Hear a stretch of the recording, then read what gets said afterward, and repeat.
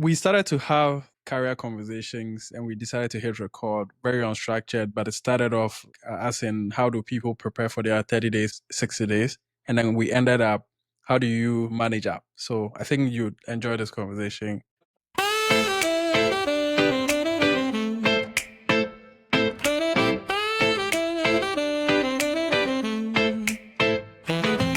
Deep in the soil where the sun don't peak.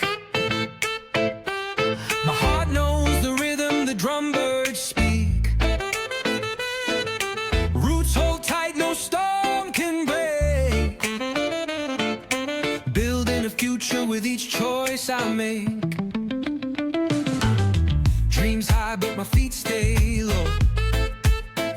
I was, I've got some like raw thoughts, and the more I look into a sports career, especially like football, which is what I follow closely, the more I see so many parallels with just like everyday career in whatever field you're in, especially some of these more impact-driven companies, impact being how much you deliver and how much value you drive. I think you have like you have a grace period, really, kind of like a honeymoon phase within which you want to make sure that you deliver something meaningful. And the longer you go without scoring goals, right? Say you're a striker, you've been signed, right? Like the longer you go without scoring goals, the more you're just piling up so much pressure. And so the next time you get an easy chance, you're most likely going to overthink it. But if you get the ball rolling and like you score as many goals as possible, it just, allows you to buy so much credit that you can, when folks are making a decision about you a year later, when things are hard, or 2 years later, then there's so much, oh, but you delivered this. And I think it's so important to like have really high value, high impact deliverables as in the even in the first 1 month, right? People tell you, just chill, wait it out, take it easy.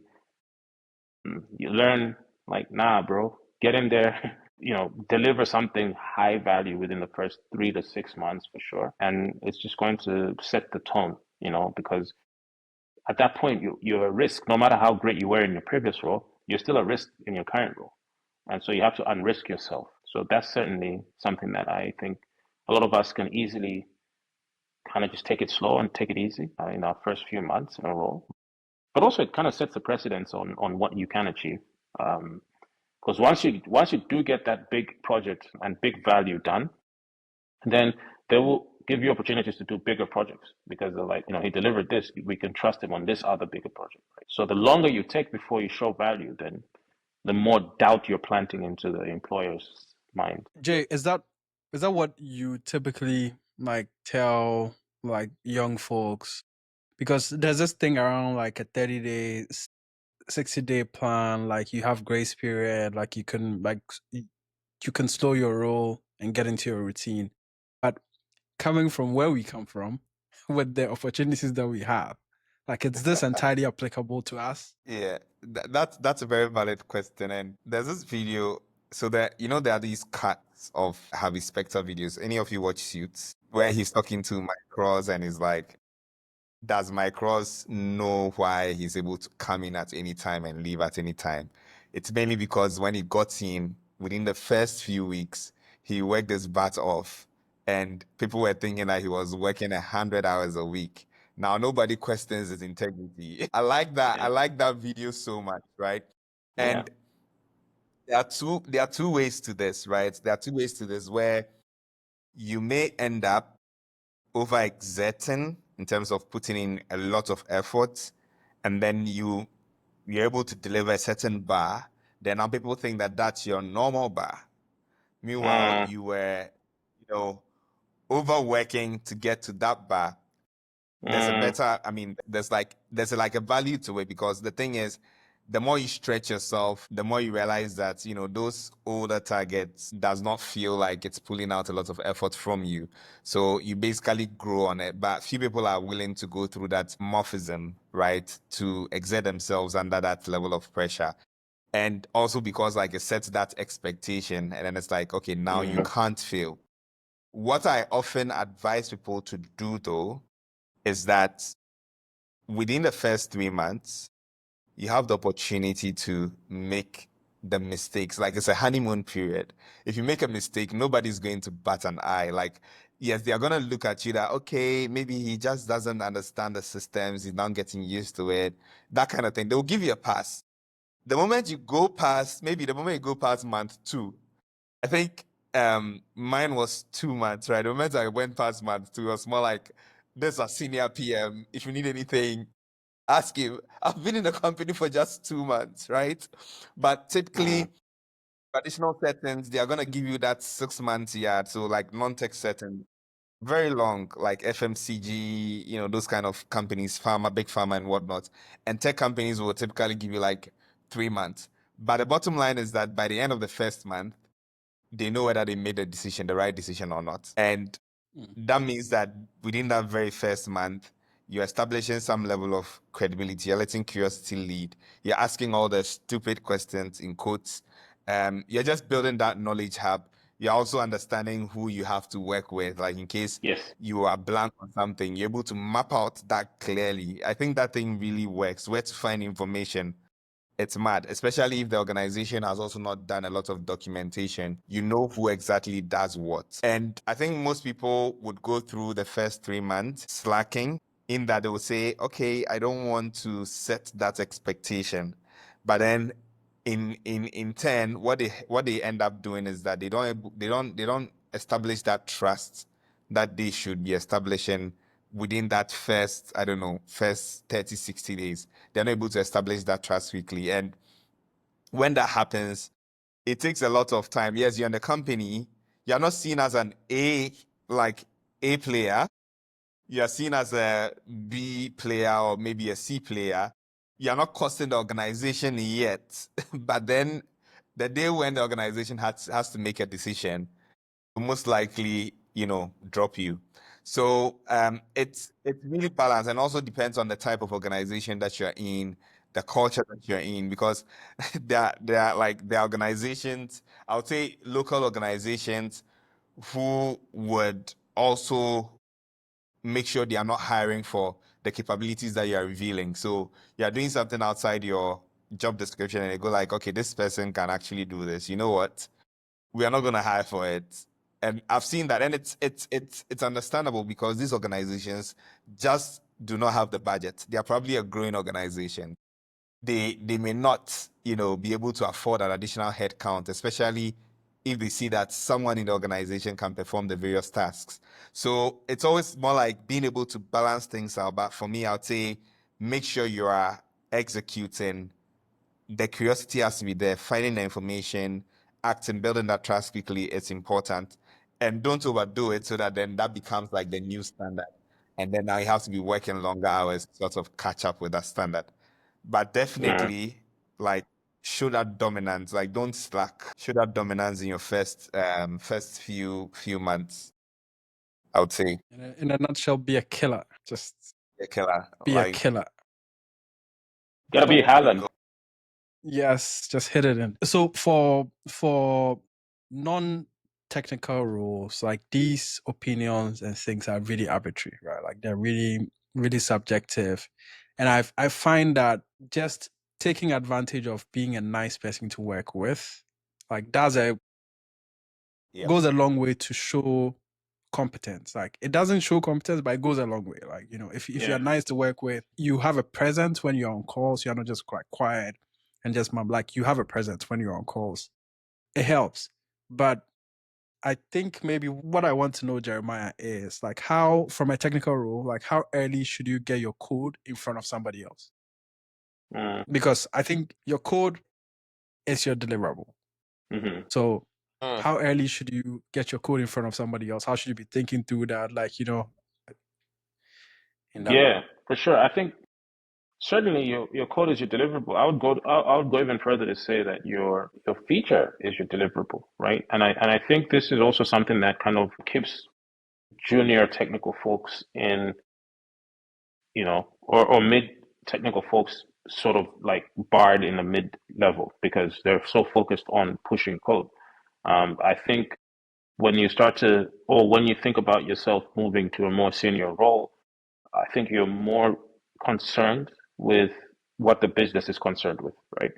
So I would say that, as Joel said, the first month is probably you talking to everyone that you can talk to. If you have coffee chats at your work, if you have lunch at your work, book those meetings with people in different departments because they don't know you. So there's a blank slate.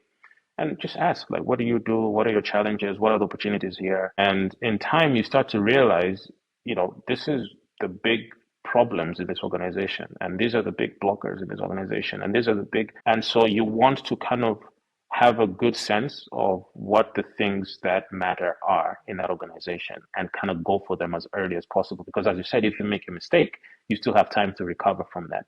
But if you do a good job into like unblocking one of those really, really tough things from a feature perspective, then you're setting yourself up for a valuable individual contributor. So I would say that the code is great, but to me, finding a pain point that the business objectively or at least perceivably agree on, and in a different organization, it could mean different things. In your organization, it could mean there's one client who, if we lose this client, they're gonna take 20% of our revenue. But they've been complaining about this thing that nobody seems to be paying attention to. And if you go ahead and find a way to prototype something and put it in front of your boss as a feature that works, and maybe it's not fully polished, and then he's like, "Oh, okay, this is interesting. Can I give you more time and maybe a resource to kind of put it together?" And you don't stop until that thing is in production and in front of that client, and it's a feature that that client is using. I think that's the difference between folks who are in the kind of the middle part of their technical career and folks who are at the senior part. Because folks who are at the senior part, they're not concerned with the code as much as they're concerned with what happens after that code has been deployed. And then they don't only deliver the feature, they monitor the feature, right? So they're putting trackers on Mixpanel, they're putting trackers in the logs, they're monitoring how it's being used, and they're trying to talk to the PMs to say, okay, how can we get this adoption higher? How can we get the retention higher? And that's just, I think you want to do that as early as possible because it does take time, right? So if you wait for too long, it could, that's one thing could take you 6 months to actually deliver. So the earlier you start, the better. Now, granted, not everyone's going to be a senior. There's going to be other folks who are just going to be told, work on this thing. Here's a button. I want you to make it blue, right? And in that particular case, then yes, you want to make sure that you are learning the value system of that technical team. Because one thing I've learned is you could be a great engineer, but every engineering team has a culture, right? It's like you could go to a club, go to a football club, and you could be Victor Osimhen, right? And you go into a team, and they're like, no, we don't just dribble and shoot. Strikers are supposed to, turn their back to goal and be link up players. And if you don't do that, then no matter how great you are in your previous club, you're not going to fit into that technical culture. And I think I've realized that, for some teams, it could be as simple as you make sure that you put a screenshot in your pull request of exactly what you're building. And if you don't do that, no matter how great the code is, your senior engineer is just going to look at your PR, they're just going to be annoyed. And already you're starting at a negative footing, right? But if you just do what they do, you grab the screenshot, this is the button that I turned blue, and you have emojis because in that team, apparently they use emojis when they're communicating a pull request, and the code is formatted in a particular way. And I think the first thing you want to do if you're at that kind of junior mid level is to really learn the engineering culture of that team. You may not agree with it, but you kind of deliver things in that culture so that it almost feels like you've been there for 2 years. And then by the time you've done your 3 months, then you can start to say, hey, by the way, there's this tool that kind of does this thing better, right? And most people are gonna say, okay, yeah, let's try it out, just because you kind of took the time to do their way of work. And I think I've made a lot of mistakes in my career where I'm just like, this is trash, bro. Like, you guys, why do you guys do this way? Like, come on, like, there's this. So I'm introducing new tools too soon. But the reality is, everybody's ego is going to be hurt when you do that, including my own. If a junior guy's come in, no matter how smart he is, and he just kind of trashes the way I do things, I think I'm gonna already be defensive from day one. So if you're a junior or mid, you gotta think yourself like, if I was the boss, what would I want my people to kind of work as? And then once you buy that trust, then it's very easy for you to say, oh, by the way, I've done this for 6 months now and it's great. Did you know that this thing can do the same thing with half the cost, and I'm happy to manage it, and stuff like that. And every senior is going to be like, yeah, go ahead, knock yourself out. I like the fact that you talk about both sides of the coin, right? A lot of people complain about the system and then they get to the top and then they make the same mistakes. And I think we've now evolved into like senior roles where we're able to, whether as individual contributor, you're managing people, you're able to set the tone, you're able to set the culture for things. And I always look at things from, I think back in recruitment, that's what we used to say, that we are not looking at a culture fit, culture add. Mm, This new person coming in, are they just going to fit in? Or they're also going to look at what we are doing and say, oh, could we do this differently? And I think at the point where someone new is asking, could we do this differently? They have a new pair of eyes. And as a leader, mm, you should have a listening ear. You shouldn't just shut that down completely. You should be open to find out, okay, like why are they thinking this way? What's the yeah, perception that they have about the team now? What's the perspective that they are going to contribute? And that's the only way we can sort of like experience culture art. Otherwise, then it's always a case of you build this culture and then everybody has to fit in and it does not improve because then it's like this is how we do stuff. So even if you have to evolve, it becomes challenging. Right? So yeah, it's always from the angle of culture art, and ensuring that you're giving people the opportunity to voice out and you're being very vulnerable. And that's one thing my manager does very well. Like he's like, feel free to challenge me. Anytime he poses something, an idea, whatever I think.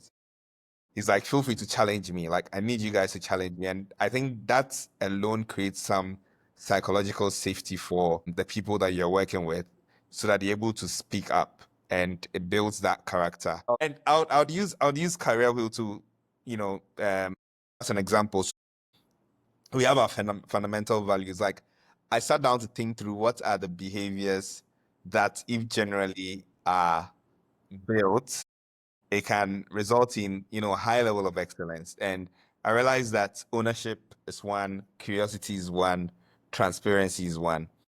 And whenever I'm sort of hiring, I'm looking out for these. You don't have to be the biggest resume writer. If you are voracious enough in terms of your appetite for learning is huge. You are very curious. You can bring a lot of change to how things work. So today we may be using the system, but your curiosity can get you to go learn something else, and then you can come and improve. So that's what would influence change and growth in the org. And by giving that room and hiring for that spec, today I don't do anything on career Wheel. Like they're doing the space. I don't feel I have to be there because mm, like there's this full curiosity on how we do things. There's full transparency. Even if I make a mistake, I'm able to come up and say, you know what, this is what I did. I'm owning up to it. I'm not gonna go down this path again. Like this is my lessons from there. And by creating that culture, you now are able to build people who are even greater than you. Right? We are yeah, currently running a career boot, and the career boot camp I always thought about running a career bootcamp, but these guys actually strategize and operationalize it. And all I'm doing on the career bootcamp is literally to teach on the bootcamp. So mm, I'm like, it wouldn't have happened if I didn't give them that space to execute. And they keep saying that, like they keep saying that, I've worked in places and I don't think I've experienced this kind of culture. And sometimes I feel like I've probably spoiled them because then if they go to a yeah, regular Ghanaian company, you're not getting that, and it's making them crave it. Like, no, I need to get this perfect environment. But I always tell them that anytime you see a broken system, I mean, it's also an opportunity to learn and try because soft skills are never built in comfort. Like, you would always build soft skills when there are Mm, challenges. mm, So that bit of things, I think, as we become leaders, and I mean anyone who's listening understand that the things that you're complaining about today, when you're in that position to direct things, be ready to embrace vulnerability, be able to get people to speak up. Otherwise, then you're just going to be doing culture fit stuff instead of culture art. And that does not take the organization anywhere. absolutely. I think something that just I remembered regarding failure. I think some of the best leaders I've met are some of the best failures. They've just failed so much, right? They've been fired, they've been on performance improvement plans, and they're just, man, like there's something about failure, especially if you learn from it, right? And if you are a wholesome individual to be like, you know what, I got fired from this organization because I was not doing this right. But so I don't want you to do the same thing. I think there's just a level of humanity around such leadership. Again, it could be biased. It could just be the sort that I've met.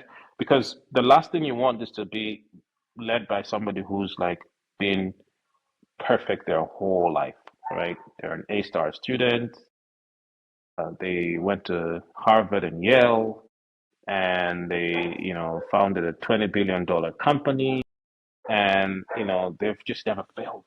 It's like it's very easy for them to kind of overshadow everything that you do based on just their track record of perfection. And I've also seen that, right, where it's again that's hard to challenge. Everybody, even HR is like super scared of these people because they're so you know successful. So sometimes it's counterintuitive, but look for leaders that have failed. Yeah. And why is important is that I think most career advice or most leadership advice to managers is that like carry your people along, teach them the right way to do things, like help them, right? But most of their advice to people based on how they did it in the past. And that's not almost always the case because Mm-hmm. people come from different contexts, like environments are different, and you have to offer the person advice in a way that they can pick and choose what is relevant for them right now, Mm-hmm. right? Mm-hmm. So if you are tied to somebody who has never failed before and they've always like operated on a like Taylor cookie cutter endeavor, they'll give you advice that will enable you to do that, right? Like just go by the books and everything. And again, just as Jeremiah said, I've had the best fun working with managers who are very highly competent, but also can be scrappy if they want to. Right. Mm-hmm. There were times where I had a manager that would tell me that, hey, like, I don't care what you do, just tell me first. Right. And if you tell me first, I'll back you. Mm-hmm. Just That's a based on that, I saw some of the choices I took, right? Some of the moves I made rubbed people off, but I knew that I had his blessing and I had his protection. And and on the contrary, I've worked with a manager that would shut down everything almost because they don't want to ruffle other people's feathers. So like every idea, I mean, they're like, can we not? Can we not? Can we not? You know. So it's just different. It's just like two different worlds. It's very valid. That's very valid. And there was a time that I read something. Actually, there's this guy on Twitter. He's called Ivan Laponte. So Evan, you follow him, right? Yep. Yep.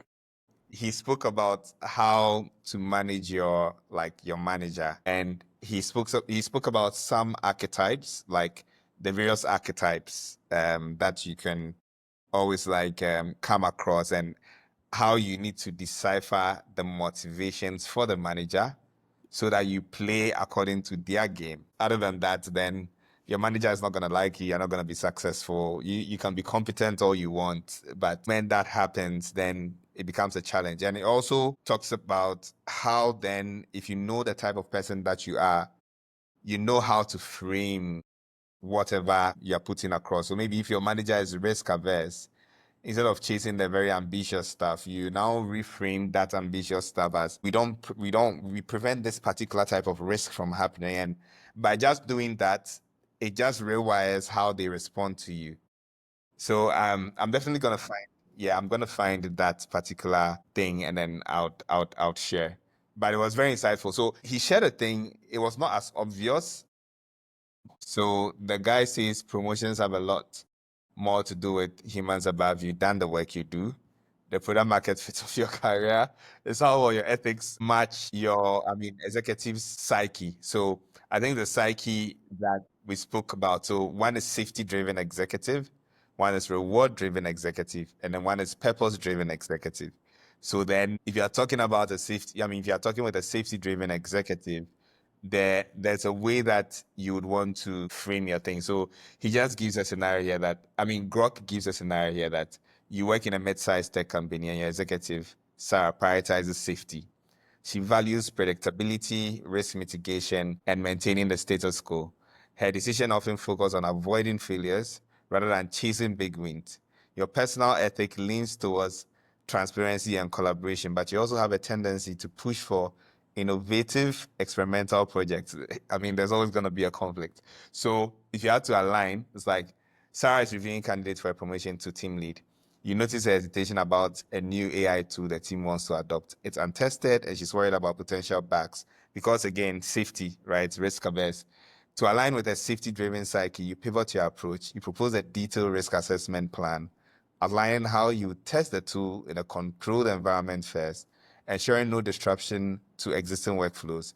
You emphasize your commitment to stability, saying, I share your focus on keeping things reliable for the team and our clients. Let's minimize risks together. By mirroring her need for safety, you build trust and position yourself as someone who understands her priorities. And I think this is the whole thing about managing up, because you have people today who go like, I don't like my boss. I mean, the boss could be shitty. One, that's forgiven. There are also cases of this misalignment, right? Where it's just a misalignment. What the boss believes in is different from what you believe in. And the moment you suggest something, it's always shut down. So a misalignment pitfall in this context is like, if you instead push hard for the AI tool by focusing on its potential to revolutionize, it's going to make our work great, all of that stuff. Sarah might see you as reckless. She'd likely pass you over for the promotion, favoring someone who prioritizes caution over innovation because your ethics, that's valuing bold progress, clash with a safety-driven psyche.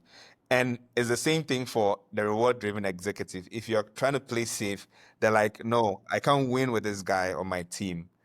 Right. So it really comes down to you being able to understand these things. And I think a lot Yeah. of people do not take time to really understand who their manager is. You just see it as, okay, that's what it was. They are not a nice person. But then that reflection bit is not there. And I think it's a huge problem. So this, my friends, is Unsolicited Career Conversations for you.